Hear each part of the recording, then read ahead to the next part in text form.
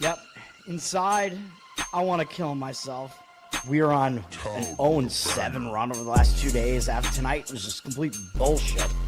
So that's how I'm going to start off this show. Horrible Sunday, 1-5. I don't even know what to tell you about that. I just don't want to do this anymore. I've never seen anything like this, man. With the slump continuing, 2 straight losses, not a good day at all. 0-4. I just have not had a good season, man. What can this slump that I'm on? The slump continues. I've reached a new peak, actually. I'm gonna burn my Bruins hat, man. I don't know what is going on with the Bruins. March 8th, is that what it is? I don't even know. It's March 9th, I think. Who even knows, man? I don't know what day it is anymore. I don't even know what day it is anymore, man. Back with you after the worst day that I could possibly have. Back with you, as I always am. Until I die, at least. 0-2 yesterday, and yesterday did not go well for me. 0-5. The worst month that I've ever had in my 18 years doing this. I don't know what to even tell you about this anymore. Broke the slump yesterday as the slump discontinues. The slump continues. Somebody fucking kill me, please. I don't even know what I should do at this point other than potentially end it all. What's up, everybody? It's Toad back with you. This is Better Off Dead Wednesday, October 22nd. October's almost over, man. Holy crap. I gotta fix my gain again, man. This is like, I don't know what's going on here. Hold on. I gotta fix something here. I think it's just the gain on my Scarlet. I know some of you guys have complained that my audio is not high enough, but like I'm listening to it right now and it's like, I think the gain is just way too high, man. This seems okay. I'm listening to it right now. I don't know. I think it's maybe a little bit better right now. I don't know. Like to me, it seems like it was almost like popping, and I don't want to sound like I'm screaming either. I mean, I don't want to like have to push my voice here, but this is great content, by the way. Jeffrey, what's up, man? Thanks for hanging out. I think I need better audio in my room, obviously. I mean, this room is kind of empty. It kind of echoes a little bit, so that's not good either. Anyway, yeah, I think this is probably good enough, hopefully. I'm just monitoring it right now because I want to make sure that, because after I turned up my gain for Nephilim Death Squad the other day, by the way, I was on Nephilim Death Squad, Neph to America, talking just random stuff, basically random hangout for a few hours on Monday afternoon. So you guys can check that out. All right, I think we're good. Let's just go on with the show here. We were 1-1 yesterday on the show, which was a losing day because the loser was the Toronto Maple Leafs as a favorite. They started out up 1-0. I'm like, all right, we're off to a good start. And then, no, I mean, they lost the game by multiple goals. I haven't looked at the box score yet. I know I always say that. I got to go look and see. Was it like a legitimate loss? I mean, it probably was, but I think it was just bad, man. So that one, market read was saying Toronto, but it just didn't happen. Unfortunately, the other market read was one that I just completely skipped, the Pittsburgh Penguins, and they had an easy win, so that would have been a winner. We did get the win on the underdog in the Anaheim Ducks. Bad spot for Nashville. Again, it might be another season where we just can't buy the fact that the professionals are playing Nashville just because it's, they're this undervalued team. Yeah, okay, but they were in a bad spot and they, again, didn't play well. I mean, that was almost a no-doubt winner with Anaheim. They were up multiple goals, like, midway into the second period, and then it was just all over. I think they won 5-2, maybe was the final there, something like that. Easy win as an underdog. We'll move on to today. I'm going to give out one hockey play and one basketball play today, and I'm going to skip the college football games, although I'm going to talk about them, obviously. The NBA, I'm not wearing my Celtics hat. I mean, it's not going to be a good season for the Celtics, man. We're going to talk about that game. As is tradition, I mean, I talked about every single Celtics and Bruins game last year, so I guess I will continue to do so. The Bruins, by the way, I don't know if you saw how they lost yesterday. They were down 2-0 to Florida, and even though they were out shooting Florida, I had it on over here for a little while. I was basically like, all right, They're going to lose, whatever. Then they got 2 quick goals in the third period, and they tied the game 2-2. I'm like, oh, my God. They're just teasing me now. They might actually win this game. It got down to the point where it was a 3-3 tie in the final minute, I believe. It's like, all right, this is probably going into overtime. Florida tried to score. The Bruins got a save, I believe, out of Swayman. I'm pretty sure it was in net in that game. And then the Bruins didn't clear the puck, and I forget who it was on the Bruins. One of their players, I don't even remember which player it was, but he should be thrown off the team. He basically, the puck ricocheted off his stick, and he, didn't do anything to try to get it up the ice at all, and it went into their own net. They lost on an own goal. How often do you see that in hockey? I mean, it's not very often. It'd be something that maybe you'd see out of the San Jose Sharks, who, by the way, are still winless, which I was correct that they were the last remaining winless team. Got that one correct. It's unbelievable, dude. I mean, an own goal, it's it's bad enough in soccer to have an own goal. In hockey, it's almost impossible, and it happened. It's so ridiculous. It's happened before, but that is rare, and to lose like that in the final minute against a team that you really want to beat in Florida, it's so bad. So bad. I don't know what is going on with the Bruins. I'm going to burn my Bruins hat, man. It's still back there, but I'm going to burn it. And the Celtics, I'm just going to basically consider this to be a season that doesn't exist for the Celtics. We'll talk about hockey first. Why not? Whatever. We have 3 games here. I'm going to talk about each one of them, I guess, briefly. Minnesota at New Jersey.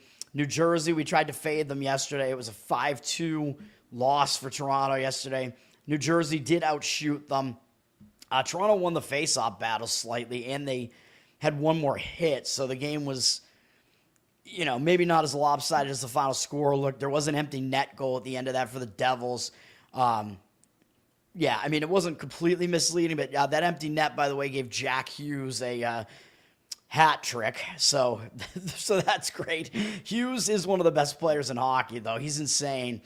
But the Devils, coming off of that, the Devils on a back-to-back now, so I do think it's a pretty bad spot for the Devils just for that reason. Big game yesterday, pretty big win over Toronto. Minnesota coming into their place. Minnesota did not play yesterday, so they have rest, even though I don't think Minnesota is actually that good. They are coming off a pretty decent road win over the Rangers, and they're finishing a road trip here, but they did have yesterday off, like I said. They're playing a 4th game in 6 days, so that is something where maybe they get a little bit tired, but again, New Jersey's on the back-to-back, so I think that kind of balances that out. Minnesota only won 1 game on the road trip, that last game, and it broke a loss streak for them, so I think that can help give them some positive momentum. I think they're going to try to finish the road trip on the right foot, so I'll lean to Minnesota in this one. It looks like Dawes is confirmed as the starting goalie for the Devils here, which I don't think he's played this year for the Devils. The Devils have had Markstrom and Allen in net. Markstrom might be hurt. I don't know, but Dawes is confirmed. I don't know what the 100% means here. Still don't know what these fucking ratings are, but it's probably going to be Gustafsson from Minnesota, who is their top goaltender. So you're going to get kind of an unknown goalie who hasn't played yet for New Jersey. I think that is a downgrade for New Jersey, and Minnesota's got their starting goalie most likely in net here, so that's another reason to lean to Minnesota. I won't make it a play, but it's not bad, I don't think. Out of these 3 games, I do have an opinion on all 3 sides. I'm going to give out one play, which is my strongest, and then the second strongest, I think, is Minnesota as an underdog. You're getting kind of a small price on New Jersey, up from -130 to -137. It almost looks too easy to play New Jersey. New Jersey, this team that's off to a really good record. Minnesota, 500 record. It looks pretty easy to lay a short money line price on New Jersey. Part of the reason why it's short is the goaltending situation and the back-to-back. 73% of tickets, only 64% of the cash on New Jersey. So they're public, and it looks like some of the bigger money bets are on Minnesota. I agree with it. Again, it's tempting to add that as a play. I'm going to stay off of it just slightly, but I would agree with the Minnesota side in that one. Houston last night, the under the only reason the unders didn't hit was because it went into multiple overtimes, dude. Like, that is such a bad beat for our man Fernando, I believe, had one of those unders. Horrible beat. Like, the full game under should have been a win. Houston under their team total, I think, should have been a win. It was a low-scoring game, dude. I can't believe that game went into multiple overtimes like that. It was almost like it was rigged. Absolutely ridiculous. Yeah, the unders should have happened. I didn't really agree with Houston, but Houston was the right side. I mean, they were covering and winning outright, I think pretty much wire to wire. So that was the correct side. One thing I forgot to mention, Houston, they have the tallest lineup in the NBA, if that matters at all. I think that means that they probably are lacking in some other aspects, but I believe they have three of their starting five are 6'11", and their shortest member of their starting five is 6'7". It's kind of ridiculous, man. Houston going, it's almost old school. It's almost like back in the days when Houston had, back like in the 90s or whatever. I think, didn't they have, they had Olajuwon and, didn't they have both Olajuwon and, what was that, the tall dude from University of Virginia? Ralph, what the fuck was his name? People, the old timers know who I'm talking about. But they had it was like the Twin Towers there for Houston, in the early 90s, early to mid 90s, somewhere in there. I forget. Ralph, whatever his name, he got into some scrum with the Celtics, and he took a cheap shot against the Celtics, if I remember correctly. He became Ralph Sampson, that's correct, yeah. He was from Houston? What do you mean he was from Houston? He played at the University of Virginia in college. You mean he was originally from Houston? He was on the Houston Rockets, I'm pretty sure. But I'm pretty sure University of Virginia, unless he went to multiple colleges. And then, and I think Olajuwon went to the University of Houston, though, and played for the Houston Rockets. But yeah, it was Sampson and Olajuwon. The last game on the hockey slate, because I'm going to have a play on the second game here. The last game on the slate is, as I have to go back to the NHL schedule. I didn't bring up a new tab, man. Oh, my God. My mistake. Montreal at Calgary is the later-ish game here. Calgary's not a good team, man. I don't even think they're in a good spot here either. They only have one win, but they played a pretty tough game against Winnipeg last time out, and they only lost by 1 goal on Monday, and they have Winnipeg again next. It's Montreal. Montreal has one of the biggest names in hockey, and they're on the upswing again, so they're a pretty good team, so it's kind of a game that you do still want to be focused for. It is surrounded by Winnipeg, though, and I think Winnipeg is a little bit bigger of an opponent for Calgary, and I think it's going to be tough for them to kind of maintain that effort multiple games in a row after a really close call against Winnipeg. So I would personally, my opinion would be Montreal in this game. Montreal's on a roll right now. They're just coming off an easy win over Buffalo, and now they're starting a road trip, I believe. And again, when you start a road trip, you tend to want to be focused to start the road trip and get off on the right foot. The one issue I might have with Montreal is that, they haven't faced a ridiculously difficult schedule yet. I mean, a lot of their wins have been pretty easy. Chicago, Seattle, Nashville, Buffalo. 4 of their 5 wins are against pretty bad teams. They do have Edmonton tomorrow as well, so it is maybe a little bit of a look ahead for Montreal. So this is my least favorite of all of them. I have a small opinion on Montreal on this one, but the money is not agreeing with that. 85% of tickets, only 72% of the cash on Montreal. I mean, I could easily see it going the other way. Maybe Calgary will get their second win for Jeffrey here, who likes Wolf in net there. Sampson definitely at Virginia, because I remember those games that they were playing against NC State back then. I don't remember because I was too young when he was in college, but I know about, the whole NC State thing and the run, the couple of runs that NC State made. Pretty decent documentary, by the way, that I think is on Netflix about the NC State run that they made there as that lower seed. Yeah, the Wolfpack. I forget their coach's name. I can't remember anything anymore. That coach that NC State had for a while.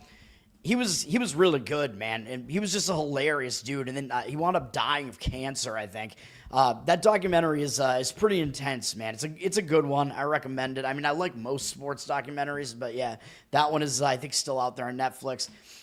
let's go to the best bets, whatever, because I'm going to try to keep it short with the NBA because I don't have a whole lot to say on the first, the first full-ish day of the NBA. But my best bet in hockey is going to be on Buffalo, minus 112.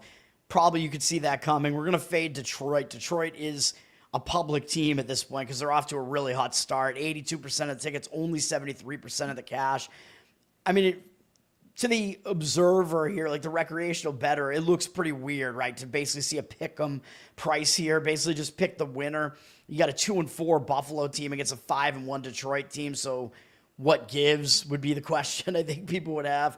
Well, Detroit, yeah, they're good. I'm not sure that they're this good. Yes, they have faced a difficult schedule for sure. Every one of their wins is actually against a good team. So yes, they are battle tested to the point where Buffalo is going to be the worst team that they played so far. But Detroit's only played one game on the road, man. And yes, they did win it.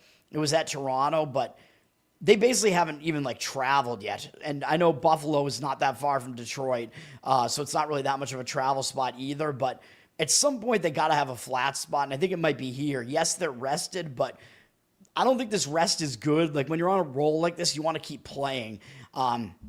So I think it's a little bit bad. And I know this is the first game of a road trip, but it's only a 2-game road trip to Buffalo and to the Islanders. And the Islanders is their game tomorrow. And if you're going to focus on one of these 2 games, I think you're going to focus on the Islanders. They're the better team than Buffalo. So I could see them overlooking this Buffalo team here, especially because Detroit's coming off so many big games in a row, including beating Edmonton in their last game. It looks like a sandwich spot to me. I mean, they beat Toronto twice, Florida, Tampa Bay, Edmonton, all in a row here. Again, I think having a little bit of time off might be a momentum stopper. Gibson was in net the last 2 games, so I don't know what's going on with their goaltending situation, if it's going to be him again. It looks like Talbot is projected to be their goalie here, so if he comes back, he'll be rested, but he hasn't been in net for a while, man. So he might be a little bit rusty, too, if they bring Talbot back. I don't know if he's been hurt or what. I don't know what's going on with Detroit's goaltending situation, but it's a little bit strange. Buffalo has only used Lyon the whole time so far, so I don't know if it's going to be him again or not. I just don't really care with Buffalo. I just pick my spots with Buffalo, and if they hit, they hit.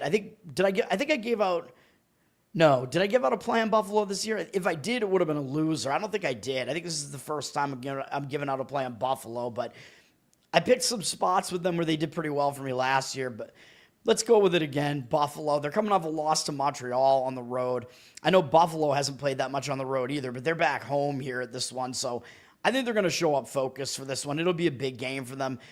They've been better at home. They're 2-4 overall, but both of their wins came at home against pretty good teams too in Ottawa and Florida. So Buffalo has definitely been better at home so far. So another thing to consider, they're 2-2, I believe, at home. So better than their 2-4 overall record. We'll go with Buffalo for all those reasons. And again, I was saying, I don't even think I care. It looks like Lyon is scheduled to be their goalie again today. I just don't think it matters that much. I don't think either Buffalo goalie is honestly that good. So Buffalo will be the play in hockey here. I think mostly it's a bad spot for Detroit. You love it? Hell yeah. All right, let's do it. Let's get it done, man. My hockey's been pretty good to start the season. I think we're winning in hockey so far. It's been decent at the very least. Let's talk about the NBA, man. The NBA, the first game of the season, it's very difficult to figure it out. I don't think any of the teams that played yesterday are going to play today. Houston, Oklahoma City, Golden State, and LA here. Oklahoma City did get out of there with a win somehow last night. And then I was wrong about the Lakers. I thought the Lakers were undervalued there because I still don't think LeBron should matter that much to the line at this point. Golden State got the win, though. I mean, you got to hand it to them. We do have a couple of ESPN games here. The first one is at 7 p.m., which is Cleveland and the Knicks. This is a pretty good game, man. The money has come in on Cleveland. Cleveland's flipped from a 4-point dog to a 2-point favorite. When you see a line like that, you got to kind of think, well, what happened there? Like, were there injuries? I think we got to look at their depth chart and kind of figure that out. Sounds like I'm saying depth charge. We're going to blow up the underwater. But the money is coming in on the Cavs. 56% of tickets, 68% of the cash on them. And there's enough respect in the market for them that they're road favorite against the Knicks. I think the public perception is going to be more kind of just remembering what happened at the end of last year and the Cavs just complete collapse in the playoffs. But remember, the Cavs, they had a lot of injury issues in the playoffs, man. I think they're better than what they appeared to be. Even though I'm a guy who I thought the Knicks were the better of these two teams last year to some extent, but the odds makers are saying that's not the case right now. The odds makers are telling you what you need to know here pretty much, that the Cavs are the better team because they're favored on the road. Public doesn't really want them because of their bad playoff performance last year. They remember the Knicks beating the Celtics, but the Celtics, they blew a couple of massive leads in that series. They lost Jason Tatum. It just became an implosion for the Celtics. So I think in the public's eye, I think the Knicks are the overvalued team in this one. So I do agree with the market in this one. I would lean to the Cavs in this game.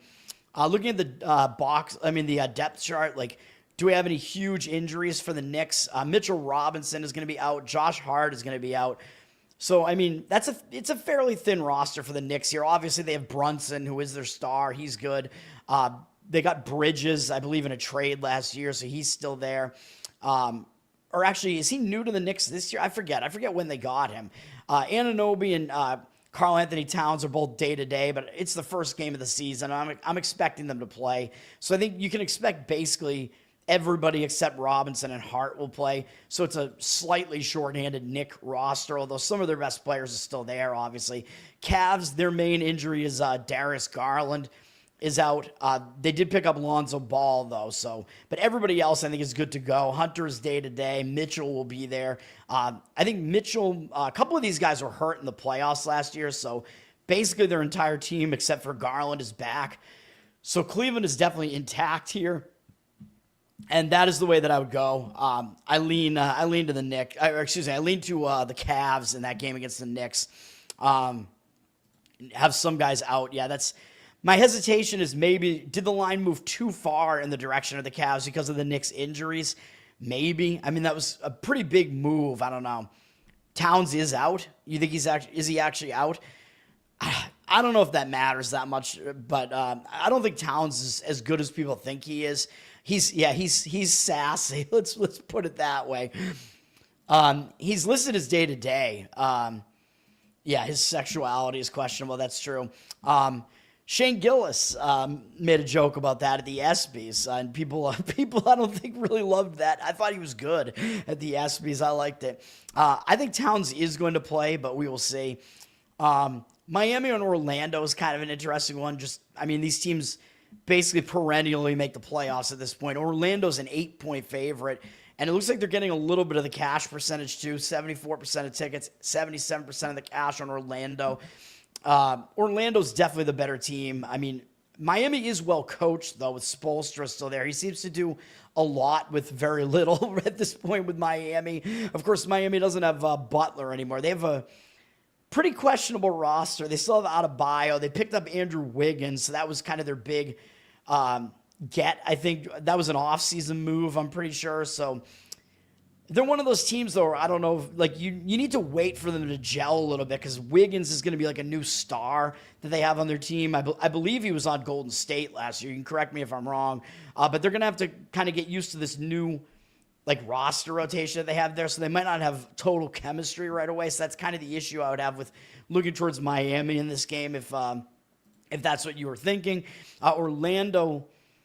They're pretty good, man. I think Orlando, remember how many injuries they had last year? Wagner was hurt.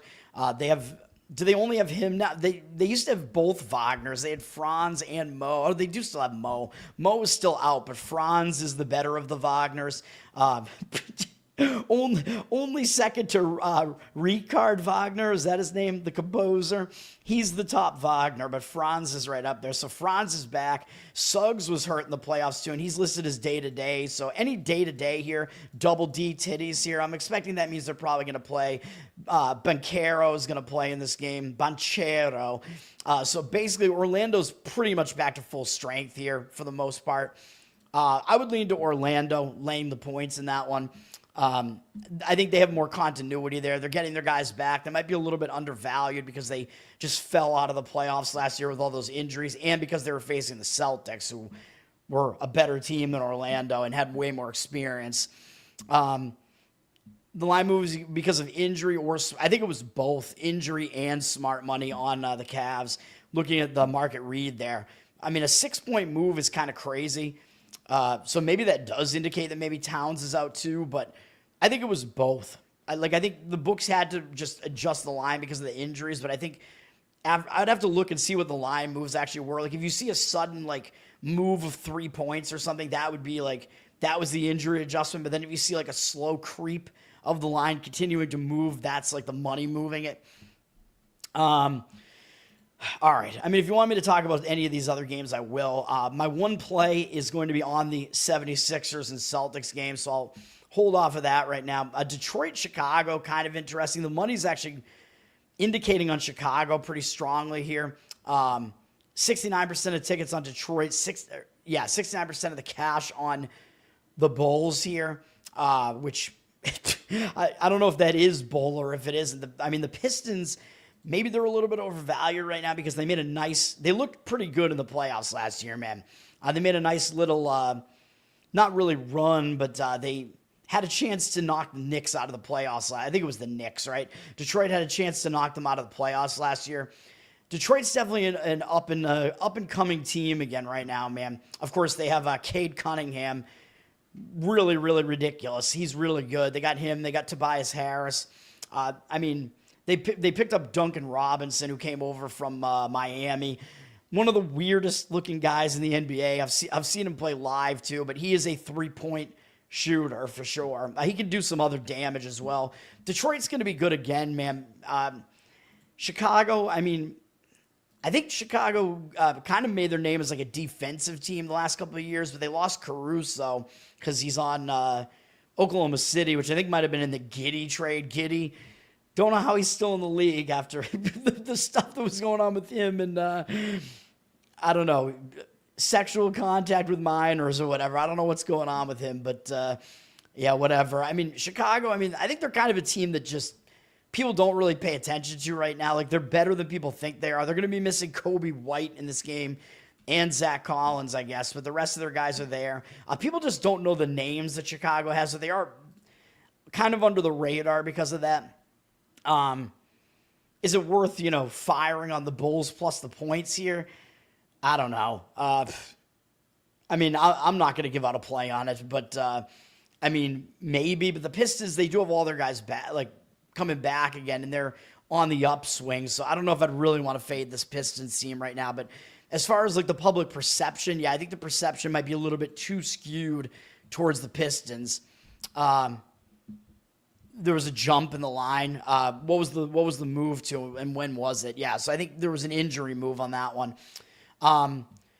Pelicans, Grizzlies, I also, I would lean to the Pelicans in this one, which is what the money is saying as well. 69% of tickets are on the Grizzlies. They're up from 3.5 to 4.5. 60% of the cash coming back on New Orleans, though. I think New Orleans is under the radar right now because of what they did last year or didn't do last year. New Orleans, yeah, they were awful last year, but remember they made the playoffs the year before that. New Orleans was probably the most injured team in the entire league last year, man. So if they are at if they're in a healthier spot here, they're going to be way better. Like, Zion Williamson was hurt last year for the majority of the season. Trey Murphy III was also hurt. I think they've had some roster shuffling as well, because I forget who else they had last year, but I think those are the two main guys who were on the roster last year who are still back, but they're both healthy right now. So this is a pretty healthy New Orleans team, and I do think they're a bit under the radar here. This is my second favorite play, other than the one that I'm going to give out as an actual play, but this would be my second strongest lean in the NBA would be to New Orleans. Memphis, everybody kind of saw what they did last year. They made the playoffs. They lost to the Thunder. Nobody's really going to knock them for losing to the Thunder, obviously, in a 1 versus 8 matchup. They still got Ja Morant, and everybody knows about that. Morant, he's a star. We all know this. And Caldwell Pope, those are pretty big names.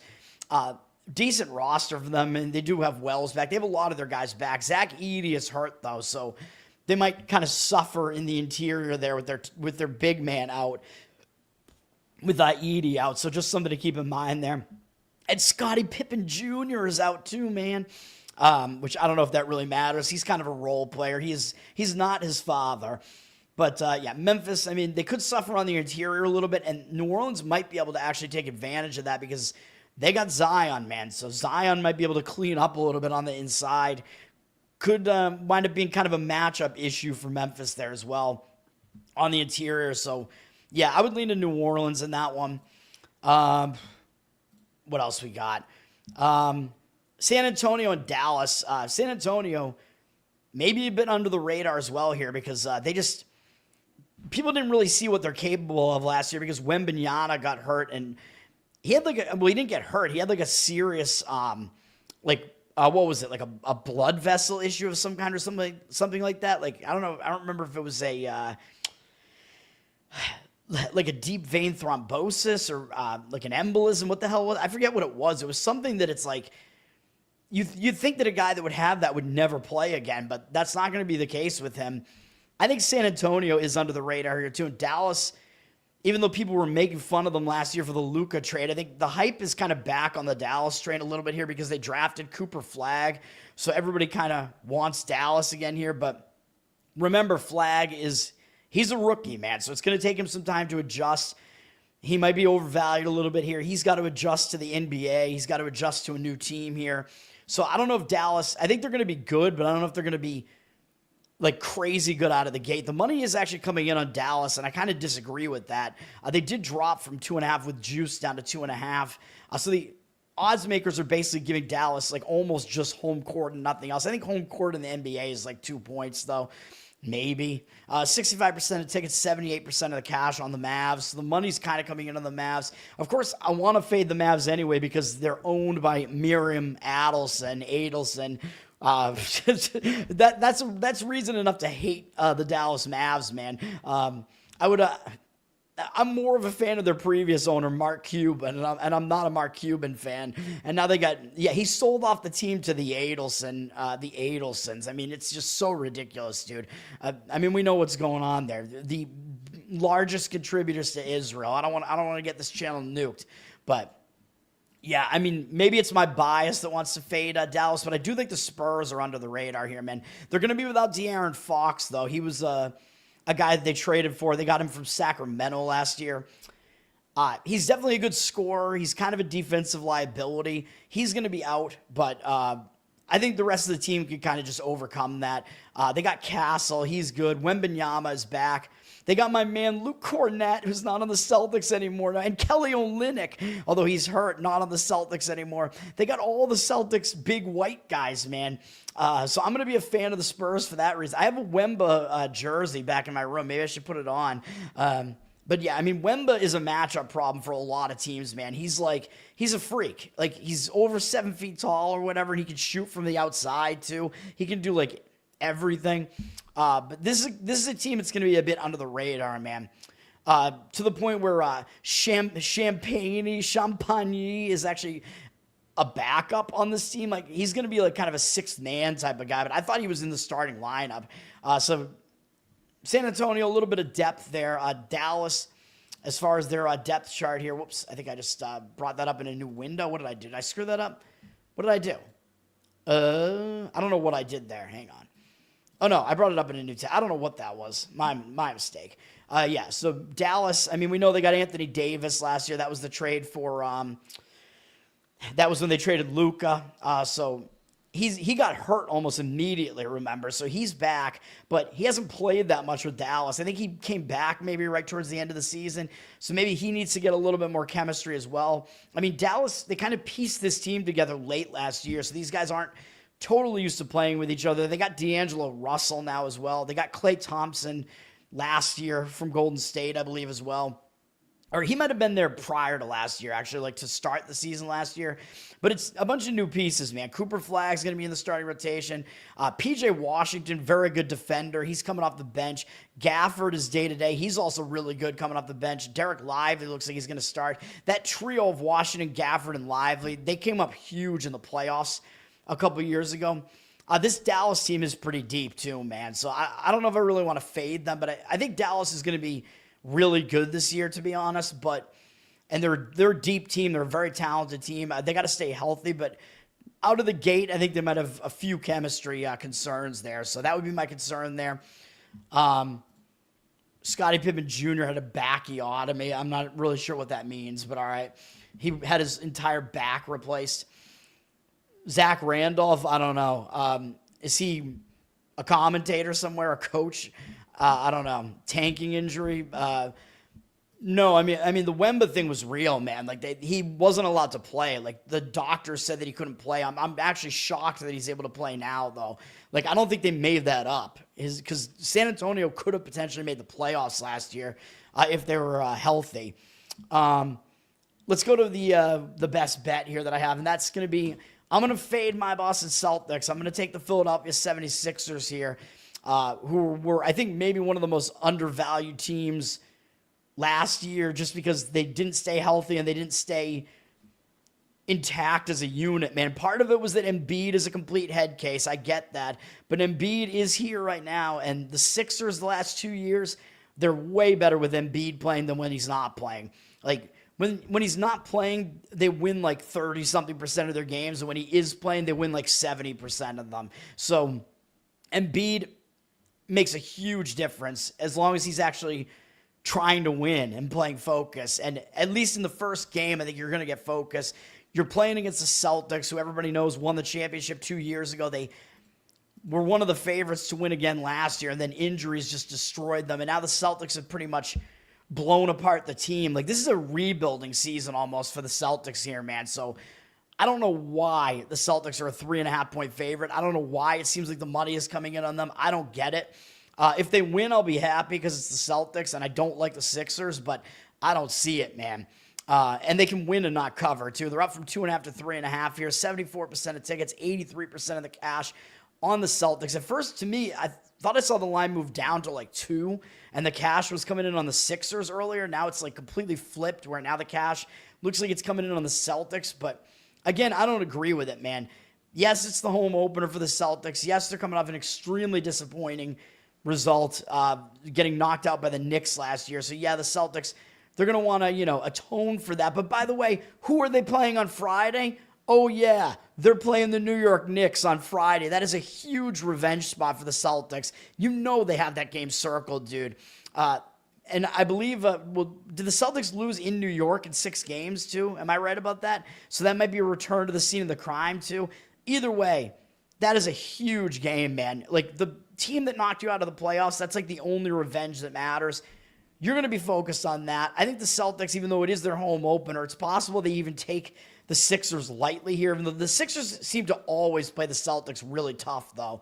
So maybe the Celtics won't play the Sixers lightly, but that also plays into our hand here because, again, it seems like the Celtics always struggle against the 76ers. And I know the Celtics knocked the 76ers out of the playoffs a couple of years. I think during the Celtics championship run they did, right? I believe so.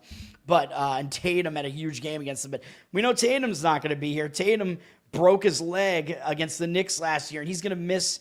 He was supposed to miss this entire season, although he's saying, I guess his recovery is going really well, and he's saying he's going to come back before the season ends. We'll see about that, man. So if the Celtics can somehow make the playoffs and Tatum comes back, they will actually be a threat in the playoffs. But right now, I don't see it. I don't see it at all, to be honest. I think it's a look ahead for the Celtics because that Knick game, I think, means more than this game, even though this is the home opener. Yeah, the Celtics would like to get off on the right foot. Sixers are going to be without Paul George, but whatever. I mean, they're used to it. They have everybody else. They have Maxey. Maxey is one of their key contributors. Oubre also, even though I think he's a dick. They're going to be missing McCain, but I don't really care about that. I don't care about anybody whose name is McCain. And Embiid is going to be there for this one, and that's a huge... He's the biggest difference maker on the Sixers, obviously. He just has to stop being a head case.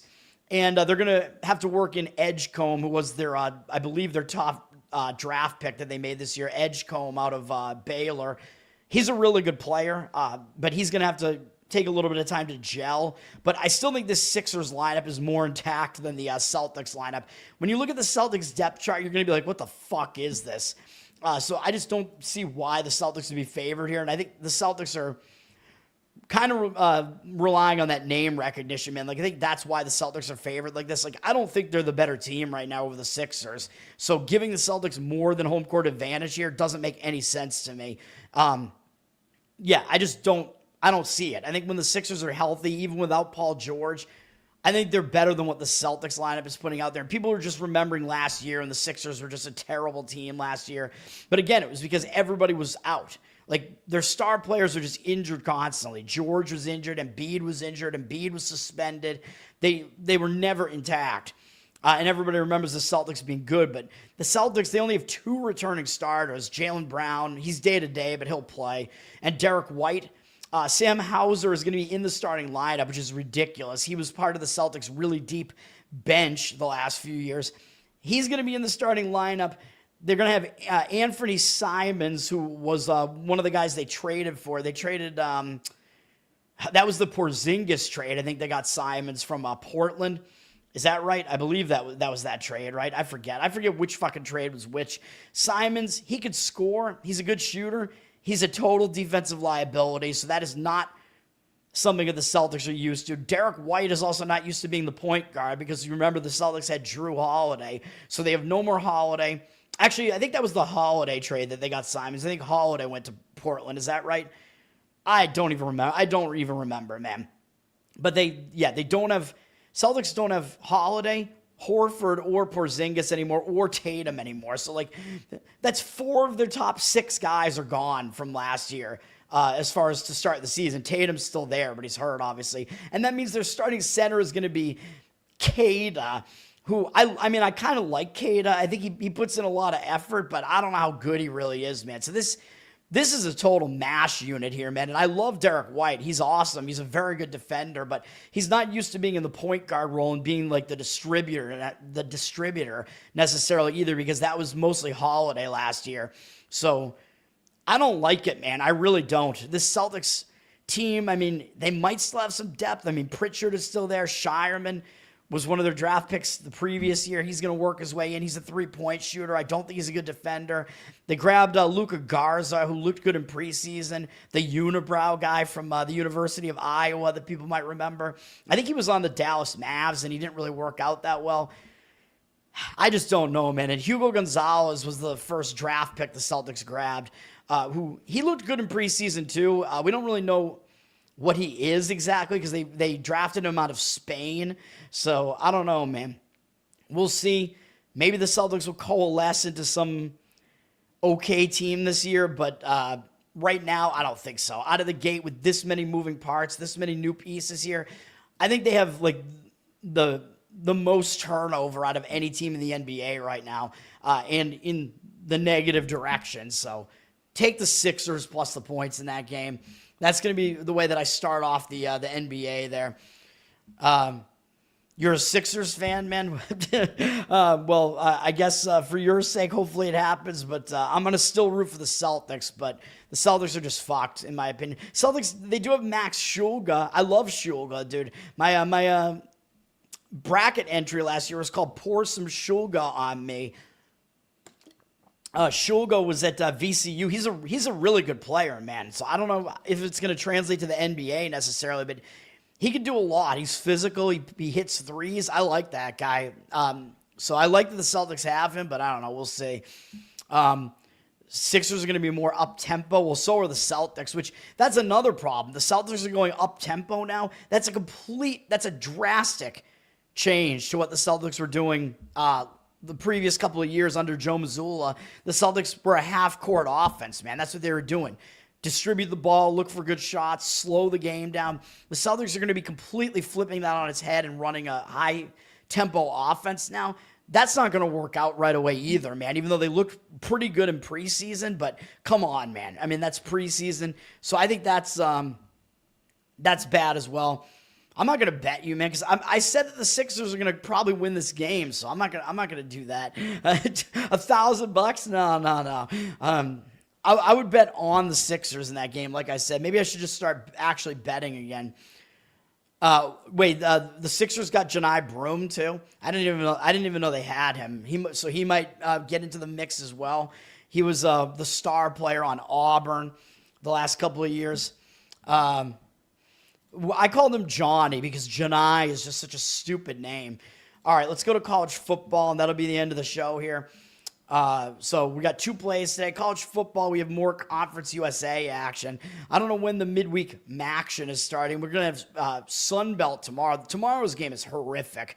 The Sun Belt, I mean, that is just an awful game. These 2 games today, I don't know. ESPN 2, 7:30 p.m. We got Middle Tennessee at Delaware. Delaware, even though they're new to FBS this year, they were pretty good in FCS, and they're getting a lot of respect in the market, man. And part of it is because Middle Tennessee is awful. Middle Tennessee is really bad. Like, they're probably one of the worst FBS teams this year, to be honest. They suck. Delaware, not too bad. They're down from 10 to 9.5 on the line here, though. I think the one issue with Delaware maybe is that Delaware, well, they're one-dimensional on offense. They throw the ball a lot, and they've been pretty good at that, but they can't really run the ball.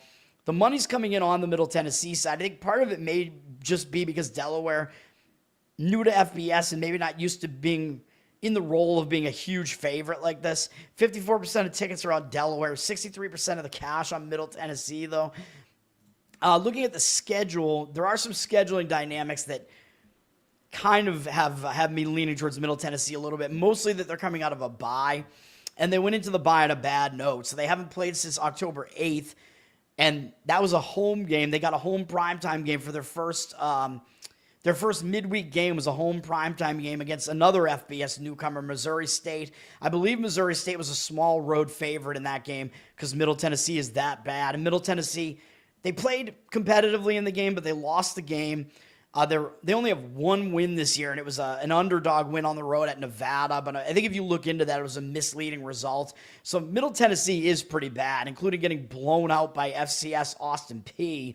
They have not played a difficult schedule really at all, and they still have been atrocious. And they lost for me in that game against Wisconsin, too, where I think they had chances to cover that big number in that one, and they still failed to do so. But in this particular spot, they might get up for it because it is a primetime game.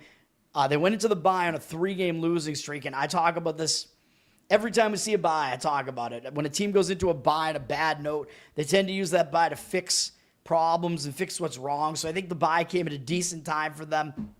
So that may be one of the main reasons why the money is coming in on the Middle Tennessee side. Delaware, off to a decent start, 3-3. They played a little bit more of a difficult schedule, I would say, except that Middle Tennessee did play Wisconsin.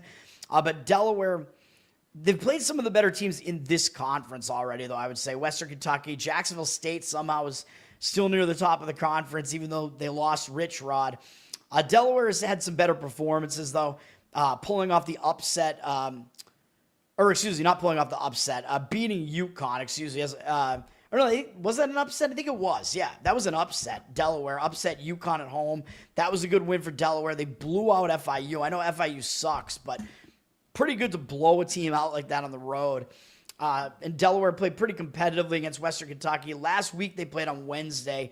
They did lose to Jacksonville State. If you dig into this box score a little bit, they did lose the turnover battle. They actually outgained Jacksonville State by close to 100 yards in the game. So Delaware, they had like a 70 whatever, or almost a 70-yard yardage edge in the game, but they were -2 in turnovers and lost the penalty battle as well, which was part of the reason why Delaware lost that game. Delaware was actually a road favorite in the game. I thought the game set up a little bit better for Delaware there, and they lost that one in kind of misleading fashion. So I think it does kind of set up for Delaware to be focused on this game too. Delaware gets to host another primetime game here. They already did that once, and they played pretty well against Western Kentucky, even though I thought they were going to win that game, and they lost. But Minicucci has been good as their quarterback. Their rushing attack obviously has not been good. As you see last week, their leading rusher got 15 yards on the ground against Jacksonville State. That's not a good sign. So it is a one-dimensional offense. But Middle Tennessee, I mean, they're almost a zero-dimensional offense, even though they have Vattiato, who they had last year. Their offense has just been pretty mediocre, but I actually think their defense is also pretty bad. So, I mean, obviously this is not a game I want anything to do with, but I think because of the bye situation for Middle Tennessee, that would be the way I would lean to taking the points with them. Obviously, if you can get a 10 out there, if you want Middle Tennessee, the 10 is obviously better than the 9.5 because 10 is a key number. It might be gone now, though. But yeah, those are my thoughts on that. And then we have Missouri State, the other FBS newcomer, at New Mexico State in the later game at 9 p.m. Eastern, CBS Sports. Missouri State down from a 1.5-point favorite to a 1-point favorite here. So basically just pick the winner. But it looks like some of the money kind of is coming in on that side. 59% of tickets, 64% of the cash on Missouri State. So the money kind of coming in on Missouri State here. Missouri State, I mean, they've been somewhat tested. I mean, they played USC, SMU. They got blown out by USC. They covered for me on the show. That one of my plays against SMU. I had Missouri State as one of my plays in that one against SMU, and they played pretty well. It was a bad spot for SMU, but Missouri State's stepped up in class a little bit. They played pretty competitively against Western Kentucky a couple weeks ago, too. They're now coming out of a bye, and they went into the bye on a win against Middle Tennessee, but beating Middle Tennessee by 2, not exactly that impressive, so I'm not going to say that they went into the bye on a good note, really. They went into the bye on this is a game that we probably should have won, and maybe we should have won it more easily note.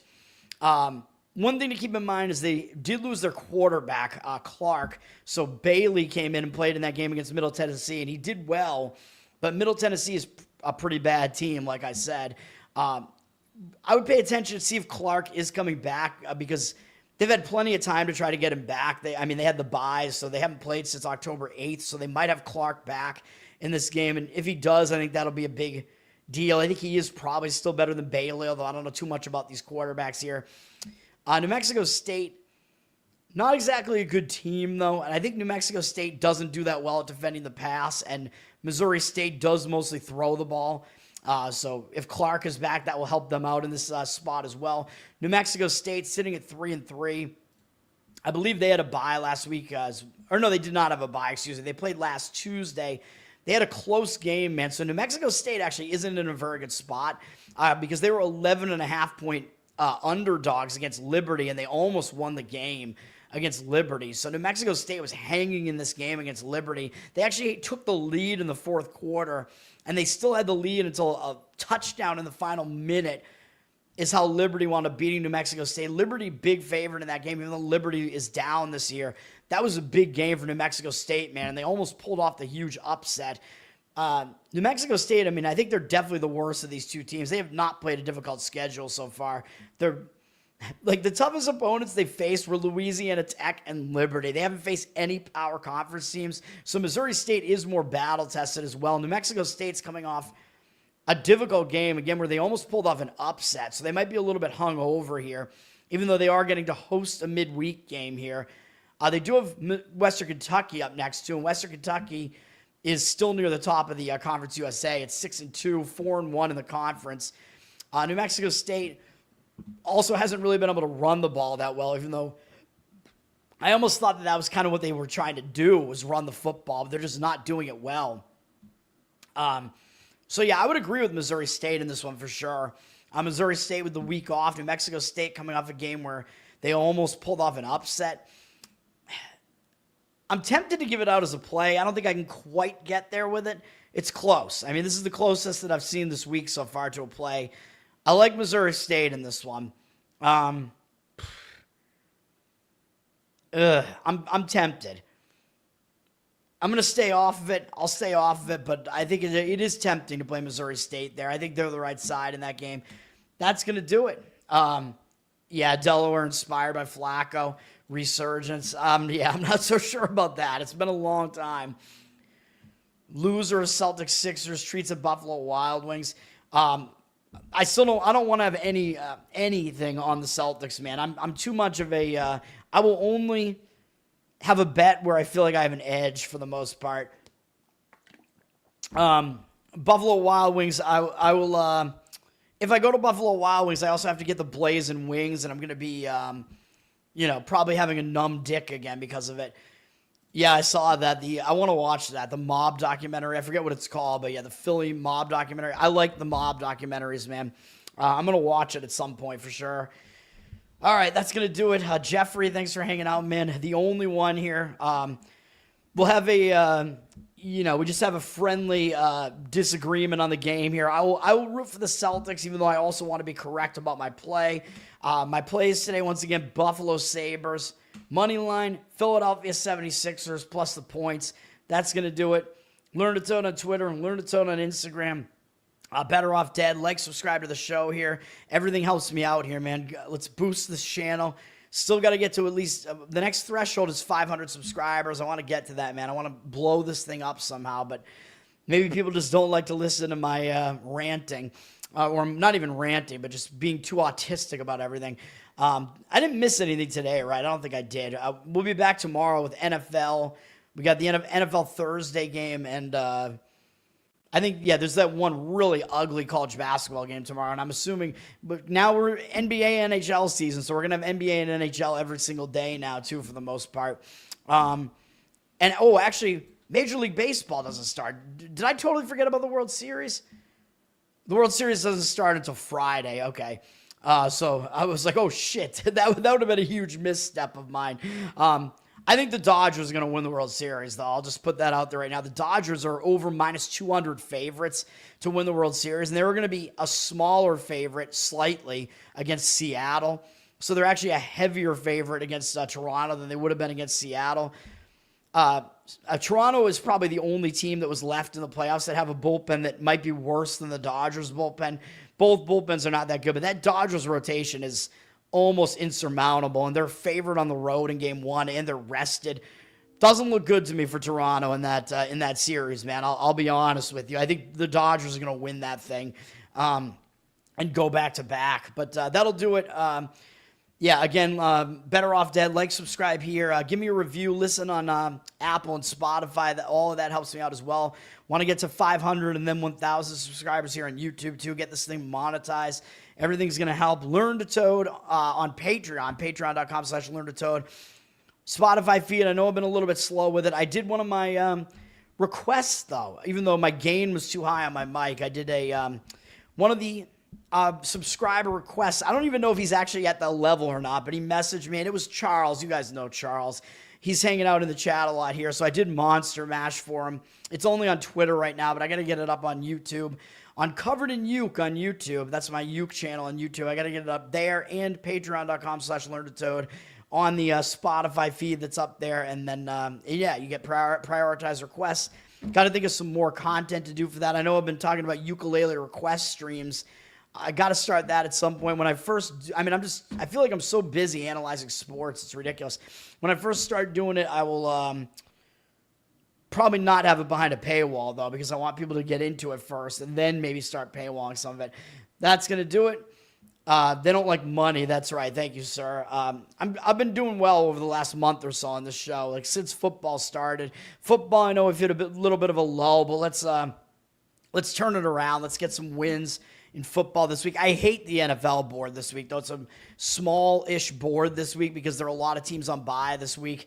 We're into the NFL weeks now that have a ton of byes. College football I like more than the NFL this week. There's some plays that I definitely think I'm going to have in college football. NFL, I really only have like one right now that I even think is worthy of a play, but we'll see if I wind up having more than that. But just to let you know, and it's not in the Thursday game. I have a slight opinion on the Thursday game. But that's going to do it. Jeffrey, again, I appreciate it. Thanks for hanging out. Thanks for continuing to come back. I don't know why you want to listen to me, but thank you, man. Sabres and Sixers are the plays today. Let's get some wins, even though I wish the Celtics were not in the current state that they're in. That's going to do it, man. Peace.